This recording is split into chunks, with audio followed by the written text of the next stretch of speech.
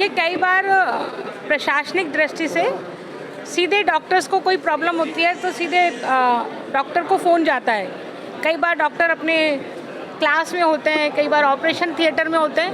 ऐसी कारण से अटेंड नहीं हो पाता है मरीज़ यदि और कोई परेशानी होती है, क्योंकि ये कहा जाता है यदि तत्काल को तुरंत मरीज़ को तत्काल रिसीव किया जाए और उसको सुविधा दे दी जाए तो उसकी बहुत हद तक जो बीमारी है, जो जान है, वो बच जाती है।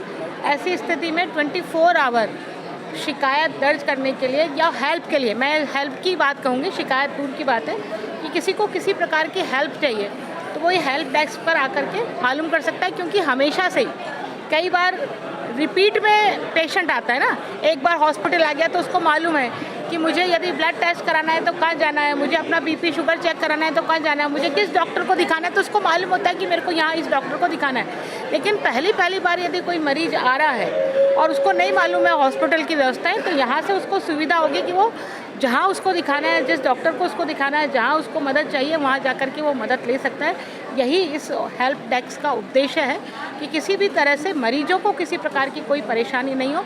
यदि कोई स्कीम में मान लो कोई स्कीम है, उसको नहीं मदद नहीं मिल रही, उसको मालूम नहीं है पेशेंट को कि मेरे को किस स्कीम के तहत इलाज कराना है, तो वो स्कीम की जानकारी भी यहाँ मिल सकती है। तो इस तरह से हेल्प डेस्क का मतलब है कि पूरी तरह से मरीज को हम कैसे सहयोग कर सकें, कैसे उसका सहकार कर सकें। 24 घंटे चालू रहेगी? नहीं, टाइमिंग तो जो हॉस्पिटल आवर्स हैं उन हॉस्पिटल आवर्स में तो निश्चित रूप से चालू रहेगी। 24 आवर ही इसको चालू करने का उद्देश्य है कि 24 आवर ये चालू रहे। रिपीट में मतलब 24 आवर राउंड द क्लॉक, मतलब जो अटेंडेंट है यहाँ पे वो यहाँ मौजूद रहे।